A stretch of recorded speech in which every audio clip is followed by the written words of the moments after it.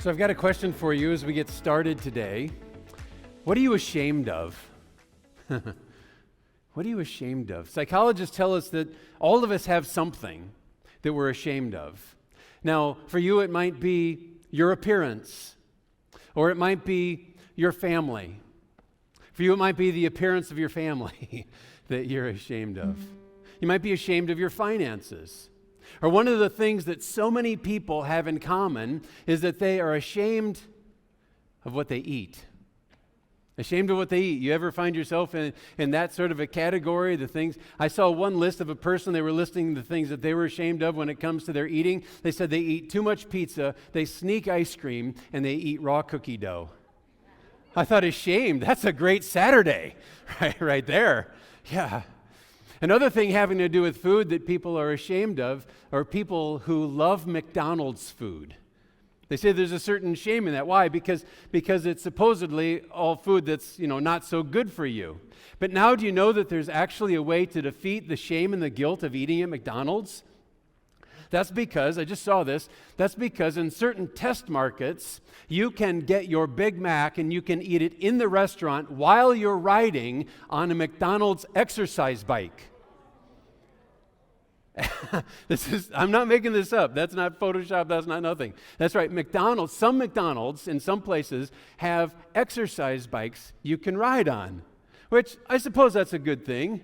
But personally, it just seems to me like they're trying to peddle more Happy Meals.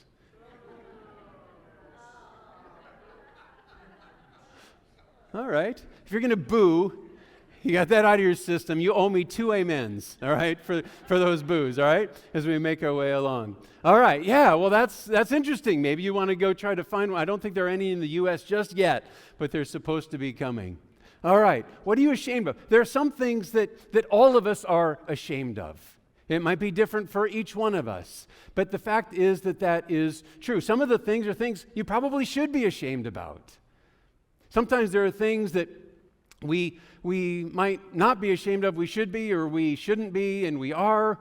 How do we make our way through that? Well, we're going to be thinking about this idea of being ashamed and what that looks like, because the author of this book that we have begun to study brings that into play in what we're going to be taking a look at today. We have just begun a series through the book of Romans, and I hope you're excited about this. I've been hearing a lot of people being excited about this, and I certainly am. You know I am, because Romans is rich. Romans is full. Romans is something that is very theological, yet at the same time, it is immensely practical. It is something that will help all of us in our spiritual growth if we'll devote ourselves to opening up our minds as we open up the text to ask God what it is He'd speak to us. Romans has been at the heart of many revivals and reformations. And the fact is that Romans can reform our own hearts and our own minds. And that's exactly what I am praying for as we get into this series, that our hearts and our lives would be changed. There were already several from last week who indicated a change of their heart and in their mind, just as we got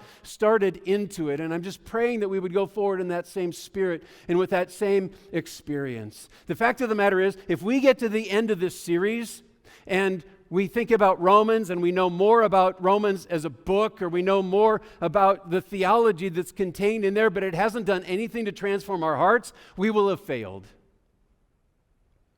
We will have failed. Because Romans is a book, it's a letter that centers on grace. And as we've been saying in this series, grace changes everything.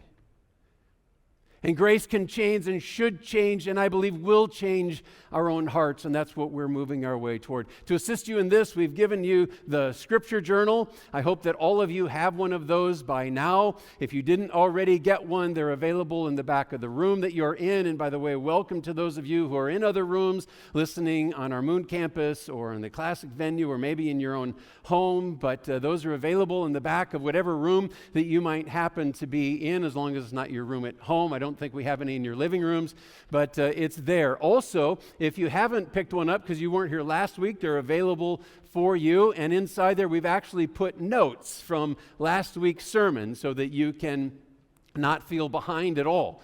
And you can just stay up with that. Also, in the back of the rooms, you will find a blank note sheet. In case you forgot yours today, you can take the notes and then tuck it in. But I just hope that we will all take advantage of this and use this journal, because it is something that can create for us our own little commentary and our own thoughts and our own reflections and the things that we grab. And we can go back to that, and it'll be a reference tool for us for really all of life. And one of the things you can do is you can take the outline that we always put in the pathway notes, and you might want to tear that out and tuck that inside those pages. Or better yet, what I would do is I would just be recopying as we make our way through the sermon, the outline into your notes. So it's just right there, and you can fill in the blanks, and you can add in a bunch of other things as you're struck by them as we make our way along. One of the things that is always on there is the scripture text for that particular message, and you might want to just put that right at the top of your journal where you're starting into today's notes. And that passage is Romans chapter 1, verses 8 to 17. That's where we're going to be today. Romans 1, 8 through 17. Last week we got started by taking a look at some of our traveling companions. And one of those traveling companions is the author of Romans, and his name is Paul. The Apostle Paul is our author. He is an absolutely amazing servant of Jesus Christ. He was a dynamic missionary. He traveled the world. He shared the gospel. He planted churches. And not only that, he's a very prolific author. He writes about half of the New Testament. 13 of the New Testament books we can directly attribute to the Apostle Paul as the author. An amazing guy. Yet as we think about this idea of being ashamed, Paul is not someone who is exempt from that. Paul himself says, I've been ashamed of this and this and this. For instance, one of the things that he says that he is ashamed about is his life and his time as a Pharisee. Pharisee, he was very much standing in opposition to Jesus and in opposition to Christians. He was working against them. He was persecuting Christians. He was overseeing the stoning of Stephen, arresting other Christians. And he very much worked in a pattern that was against what he would come to recognize was what Jesus' will and purpose would be for him. On top of that, he says, I do the very things that I wish I didn't do, and I don't do the very things that I know that I should do. When it comes to this idea of being ashamed, Paul is actually someone with whom we share a few things in common. We think of him way up here, but the fact is that all of us have circumstances where we can feel some shame, which is what makes it very interesting when we come to this text that Paul very emphatically just comes right out and he says that I am not ashamed. I'm not ashamed. Now, exactly what he's talking about there is something that we're going to dig into then as we make our way through this text that we have before us today. And as we do so, we're going to see some things that are in the pattern of those who are unashamed. And the first of those is this, you can jot down there, is that they live to serve others. The unashamed live to serve others. Right from the outset of Romans, it's clear that Paul lives to serve. In the Greek text, it only takes him 2 words to get to that notion. It starts, he basically in the Greek says, Paul, servant. Paul, servant. Romans chapter 1, Paul, servant of Christ Jesus. It sounds a little wrong to us grammatically, but that's the way that it would have been, or it is written in the Greek language. And last week we saw that word servant can also be translated as slave. And Paul has no problems with that. Most of us would be like, don't call me a slave. He's like, yes, that's exactly what I am. I'm a slave to Jesus Christ. And then we come to today's text, we can see that he's still, this idea of serving the Lord and the Roman saints is right in the front of his mind. So let's go ahead and jump in today's text. It's Romans chapter 1 and verse 8, where it says this. You can see it right there in your journal. Romans 1:8. First, I thank my God through Jesus Christ for all of you, because your faith is proclaimed in all the world. For God is my witness, whom I serve with my spirit in the gospel of his Son. When Paul says there that he serves with my spirit, he's saying, I'm serving from the core of my being. This is not, I am serving with my spirit about an hour every other Wednesday. That's not what he is saying here. He is all in. This isn't something, serving isn't something that Paul does. Serving is something that Paul is. He's just a servant. It defines all of his life. He makes it clear he's committed to serving others, and you can see the investment that he's making in them as it goes on in verse 9. I'm going to pick it up again at the beginning of verse 9. It says, "For God is my witness, whom I serve with my spirit in the gospel of his Son," here we go, "that without ceasing I mention you always in my prayers, asking that somehow by God's will I may now at last succeed in coming to you." You can see there that one of the ways that Paul serves others is through prayer. It's through prayer. For many years, Paul has been trying to get to Rome. So far, that hasn't happened. But he's not giving up. He says, I'm praying and praying that God would open up a door for opportunity that I might come to you. But in the meantime, he says, I'm praying for you. I'm praying that you would be strengthened. I'm praying that you would be unified. I'm praying that you would be faithful.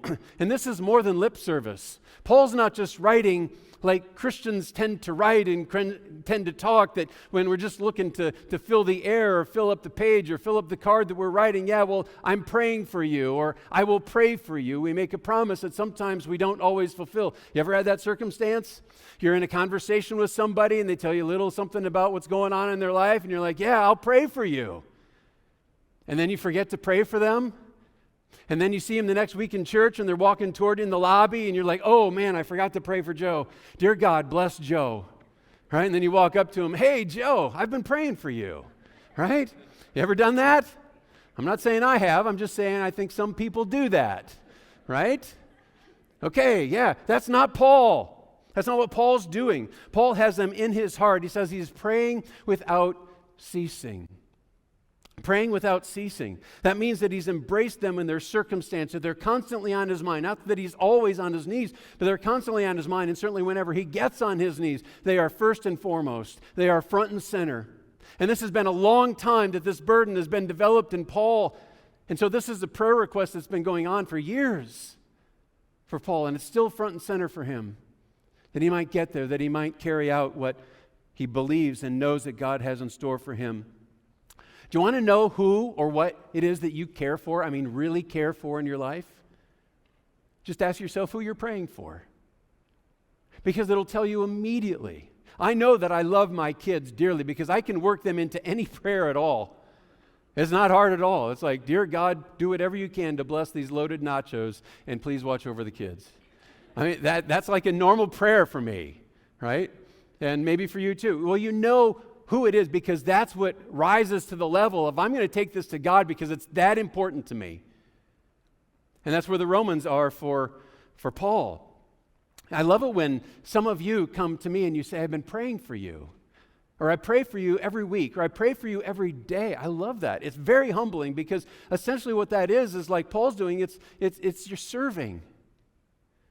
And that just means so much because it means you care.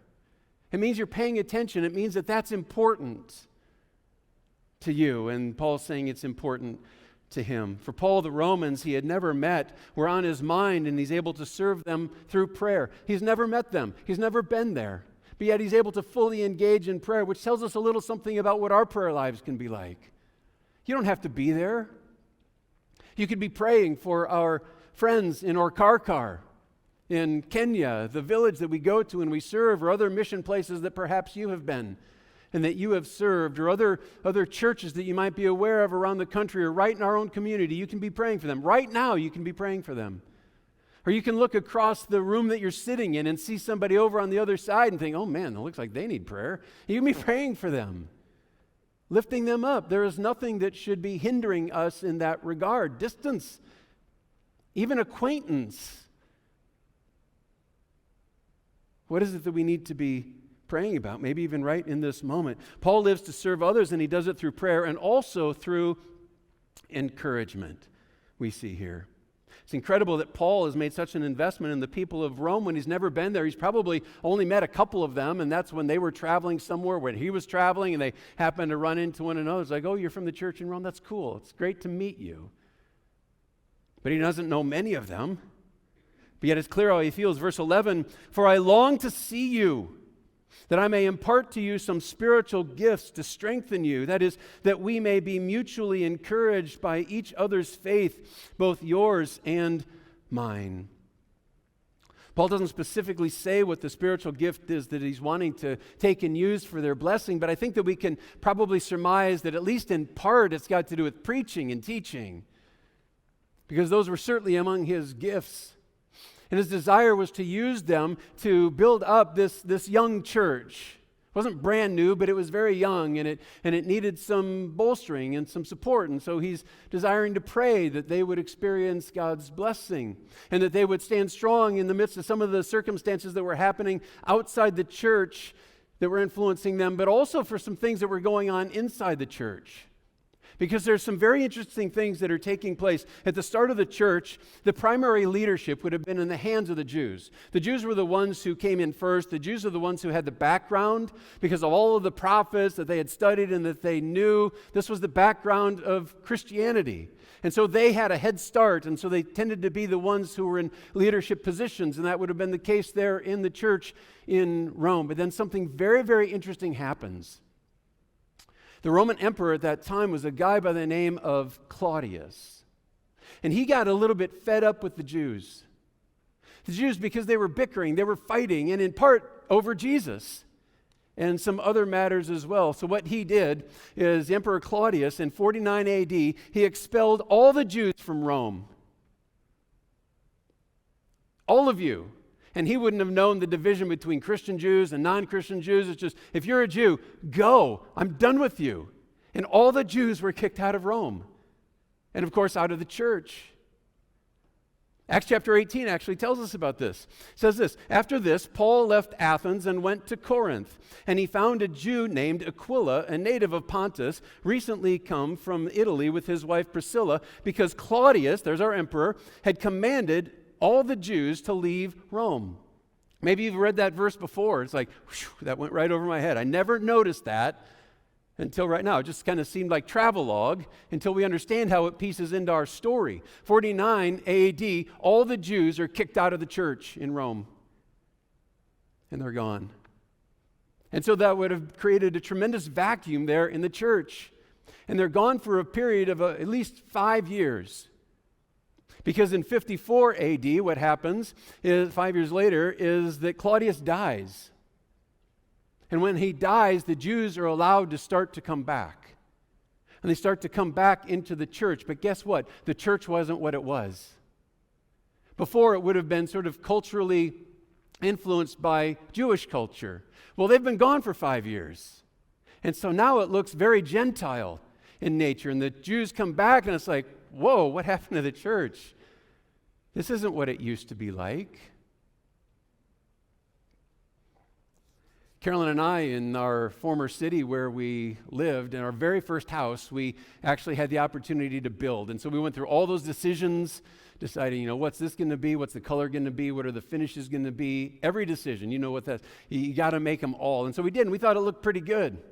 Then we moved here, and a few years after we were here, we had the opportunity to go back and visit some friends, and we did. And while we're there, we're like, hey, let's drive by the old house.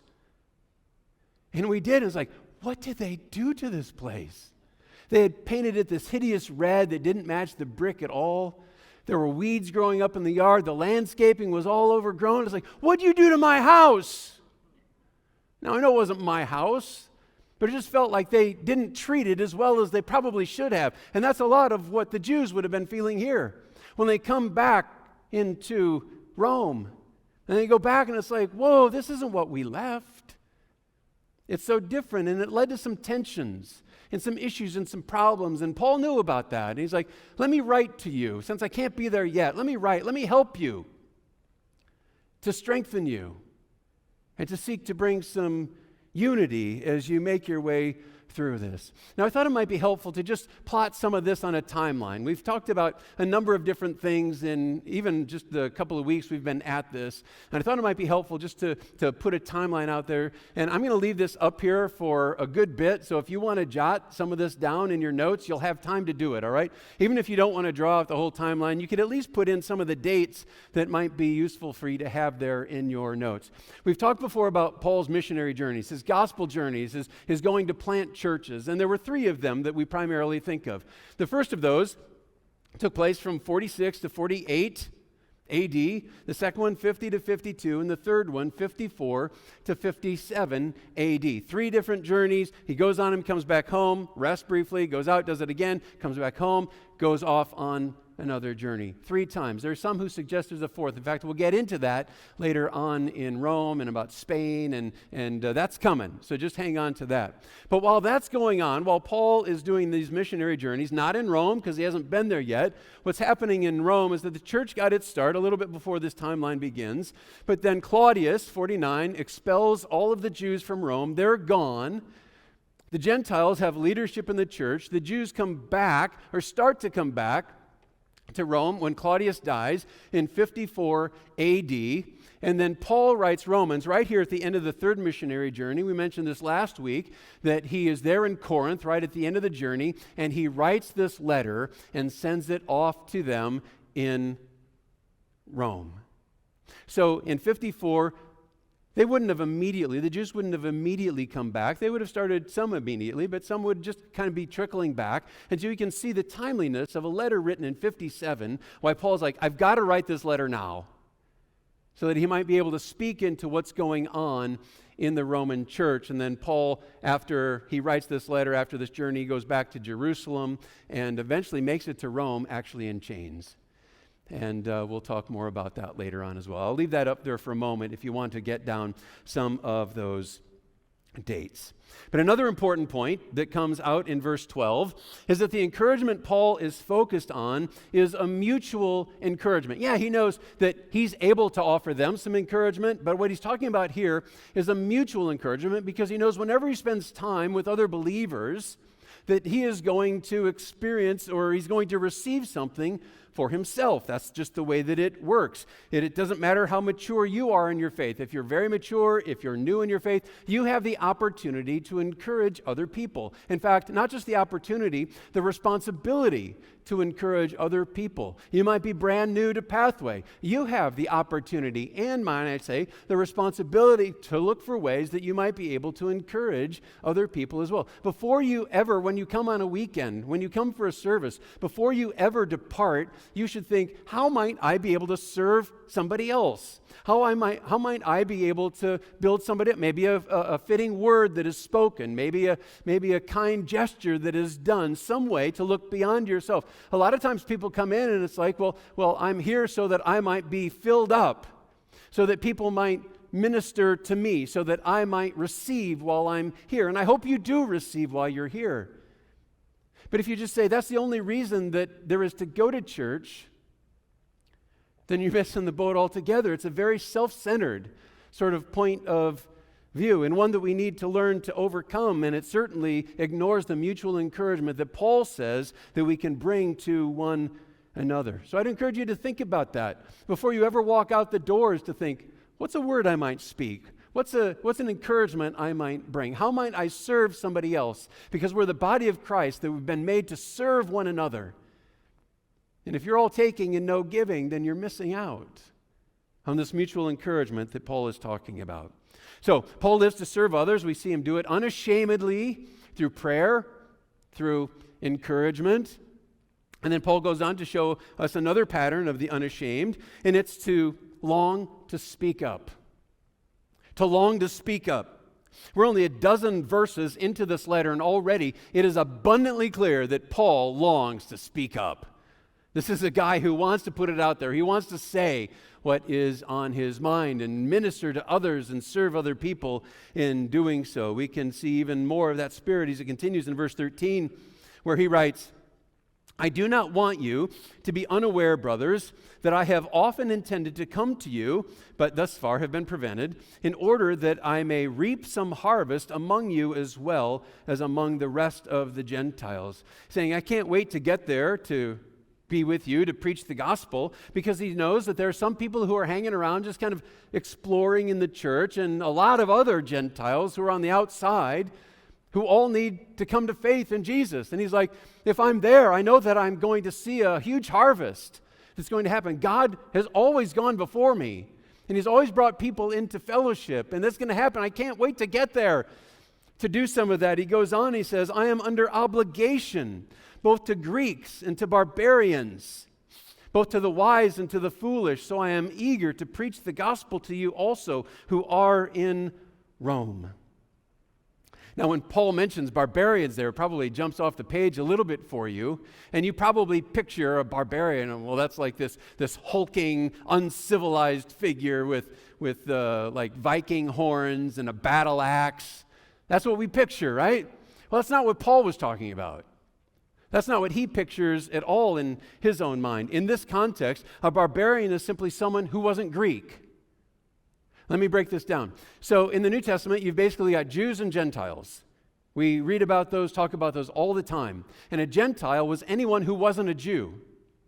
Well, here you have Greeks and barbarians. Another name for barbarians is just simply a way to say non-Greeks. And they were separated because of language. They were separated because of culture. And so Paul just says, yeah, I want to reach all those people. And it's worth dividing them down so everybody understands the breadth of what he is wanting to go and do. Well, all of these Greeks and non-Greeks would all fall under the category of Gentile. All right? So those are the people that we are talking about here. In essence, it's really nothing more than him saying, I want to reach the Greeks who are there among you who are sort of native, and I want to reach the non-Greeks, or basically the people who aren't from around there. So for us today, it would kind of be like us saying that the barbarians are like people from West Virginia. Why are you laughing? It's just people who aren't from around here. Is all I'm trying. What did you think I meant? All right. Paul feels a keen calling to preach to everyone regardless of ethnicity or background or intellect or citizenship or religion. And he says, I feel this obligation. But when you read obligation here, don't think for even a moment that Paul is saying, oh man, I'm obligated. That this is drudgery, that I got to go do this. No. In verse 15, what he says is just the opposite. He says, I am eager to preach. He longs to speak up. He is unashamed when it comes to the gospel. And he can't wait to say what he has to say. Paul's sense of eager obligation comes from the fact that he knows the enormous blessing that he's received. He's well aware of his sin. He's well aware of the consequence that should have come his way because of his sin, but he knows the way that he's been spared by what? By the grace of God. And grace changes everything. And Paul is aware of that. And Paul is so thankful for that he can't help himself but desire to go and do what God has invited him to go and do. But this is not a deal that is being made. All right? He's not under obligation because God made a deal with him and so now he's got to follow through. It wasn't that God said, okay, I'll save you, but then you're going to be obligated to me to serve me and to go and travel around and to preach the gospel. That's not what's going on here at all. Friends, the gospel is not a deal to be negotiated. It is a gift to be appreciated. The gospel is not a deal to be negotiated. It's a gift to be appreciated, or we might even say, you might add to that, appropriated as well for our lives. It's a gift that is given. What happened is that Jesus saved Paul, and because of the depth of the gratitude in Paul's heart, Paul couldn't help himself. I've got to go speak. This is so dynamic in my life. I recognize the depth of what this cost Christ. I recognize the blessing that has been mine. I recognize the grace that has been poured out on me, so much so that I can't help myself but to go and speak. He longs to speak up. So, where does that leave us? Hopefully encouraged, hopefully challenged, hopefully ourselves longing to speak up. It's true that Paul was called to preach, yes, but the heart behind that drive was the grace that he had experienced in Jesus. If you're a believer, you've experienced that very same thing, and the depth at which you understand that grace will determine the heights to which you speak it.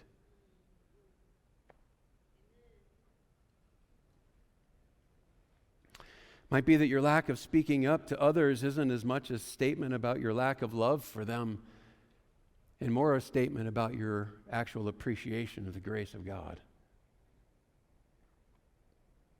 An understanding of what's really been done for you. It could be that we just take it way, way, way, way, way, way too much for granted. Because if we really understood the nature of it, we wouldn't be able to help ourselves. We'd be broadcasting it everywhere that we go. That's what Paul shows us. And it leads right into the last pattern of the unashamed, and it's to lift high the gospel. Paul just comes out and says in verse 16 what we've kind of been circling around all through this text. He says, "For I am not ashamed of the gospel." That is such a powerful statement, but we'd probably all have to admit that there are plenty of times when we demonstrate we are ashamed of the gospel because we're not willing to speak up. We tend to hide it. We tend to shrink back behind it. It can be for any of a number of reasons. Maybe it's because we're afraid that people are going to ridicule us if they learn who it is that we follow. Maybe it's that we're afraid it's going to cost us a friendship that we have or that we could have if they know that that's who we are. Or maybe it's because there's this idea, this notion out there of who Christians are, that they're these hypocritical people, and you just don't want to be lumped in with that category of people. Or maybe it's because you recognize that there's some things, some places that you might not be invited to go. Some circles you won't be invited to walk in. Maybe some jobs that you won't be able to get if you go on record in such a way. For Paul, however, none of those things are influences on him, and here's why. All of those things become tensions because they all have us straddling the line between status in different kingdoms. Paul's like, I'm not ashamed of the gospel. Why? Because Paul isn't concerned about having status in multiple kingdoms. Paul's concerned only that he has status in God's, the place that he's been called. So the rest of it, what happens, happens. Because I'm not ashamed of the gospel. I'm going to speak up in every opportunity that I ever have. He's all in for Jesus and the gospel without any reservation. Verse 16 goes on for it is the power of God for salvation to everyone who believes, to the Jew first and also to the Greek. This is Paul's first explicit statement about the offer of salvation. You might want to underline that. First explicit statement about the offer of salvation. And he is sure to say that it comes through the power of God. So important where our salvation comes from. You see, every religion in the world tells you one thing. It tells you that if you want to find favor with God, then what you need to do is obey whatever their group of things you need to obey is. Following these pillars, praying these prayers, fulfilling these rites, taking these steps, doing this service, whatever it might happen to be. And if you do it enough, if you do it well enough, if you do it often enough, then God might just show his favor on you. Every religion in the world except Christianity, which I wouldn't consider to be a religion actually anyway in its pure sense. You see, the Christian gospel teaches something completely different. The gospel says that you can't do enough to make your way to God. Like all of them are saying you must do.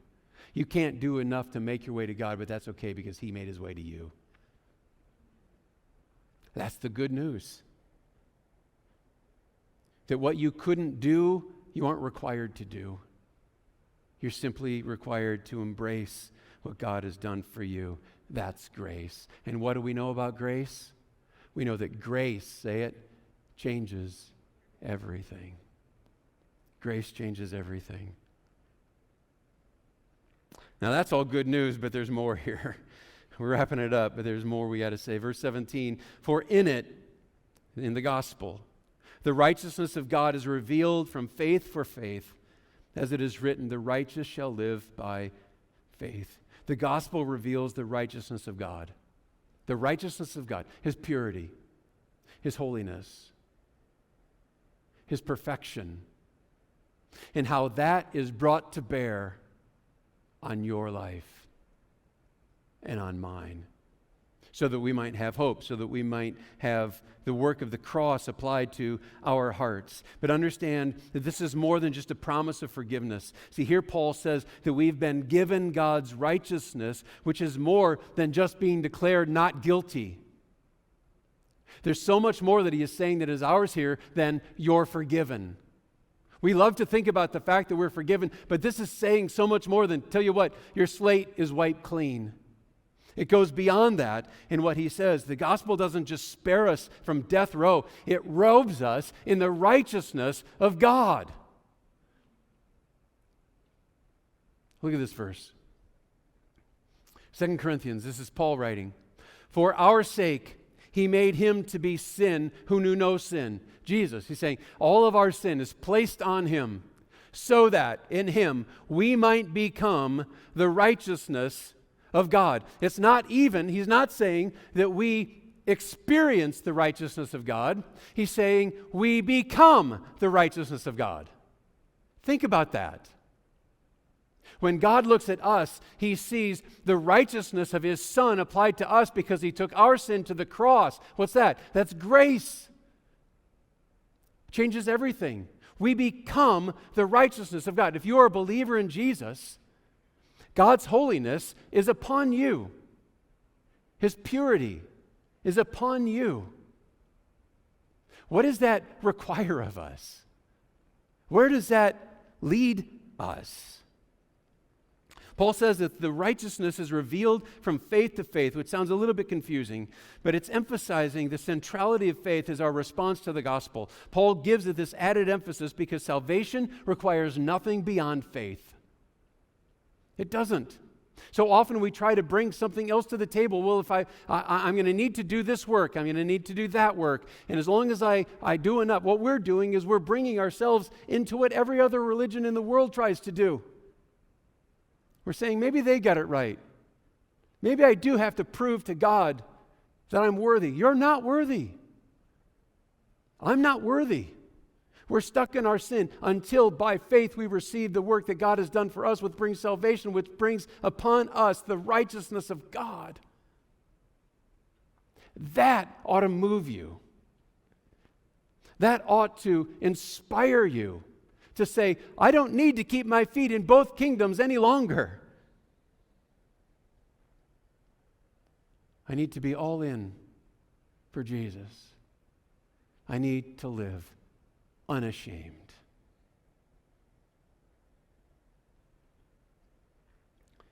Because Paul says, the righteous shall live by faith. The righteous will not just come to salvation. The righteous will not just experience salvation and hope that they can merit something going forward on their own. No, the righteous live ongoing by faith, by what the gospel has done for us. If you have yet to put your hope, your faith in Jesus, today's the day. Why wouldn't today be the day? Your step of faith will replace your sin-stained heart with the perfect righteousness of God. And if you are here today, as one who's yet to live out your faith as one who is unashamed, today's the day. Bow your heads with me. Friends, what we see in this text is so transformational. We've said that Romans is chock full to the brim. Theology, yes, we've seen it, but also immensely practical. With this theology of what God has done for us and us becoming the righteousness of God has an implication. It's not for us to sit back and say, oh, look at me, I've got the righteousness of God. No, we demonstrate the fact that the righteousness of God is on us. Not to go and work it out so that we might get it. We've already got it. But rather as an expression of the depth of our gratitude, like Paul couldn't help but speak up.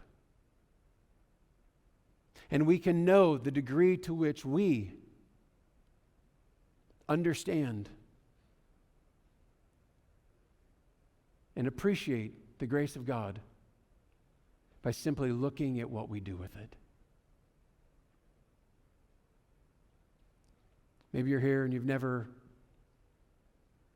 taken that step to put your faith in Jesus, to say, yes, I believe you are who you say you are. And I'm going, like Paul, to serve you.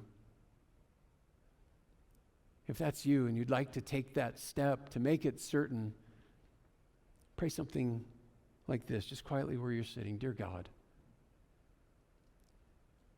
thank you for your grace that brought Jesus into our world to do for me what I couldn't do for myself, to take my sin out of the way. I confess it before you, and I ask you to transform my heart.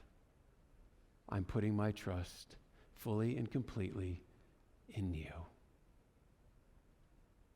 Friend, if you prayed that prayer by faith, you have become the righteousness of God. It is on you. And I rejoice with you. If you're here today and you're one who's looking at the direction of your life, and you're like, you know what? There's a lot of evidence of being ashamed. I would just challenge you how much you're trying to keep feet in different kingdoms. Because as soon as we sell out for Jesus, our shame factor melts away. So if that's you, I want to encourage you and challenge you to recognize what it is that you've been saved from, who it is that is working for your benefit. It's not some other kingdom apart from Christ. Jesus is the one who has done the work out of his grace. Let that fill you up, because that grace will change everything. And take the step of boldness to lift high the gospel, to long to speak up, and see what God does. Father, thank you for Paul, this amazing example, this deeply theological passage on the righteousness of God and faith and the power of God. And Lord, help it to just be understood in terms of what does that require of us. And may we be faithful to live it out, I pray. In Jesus' name, amen.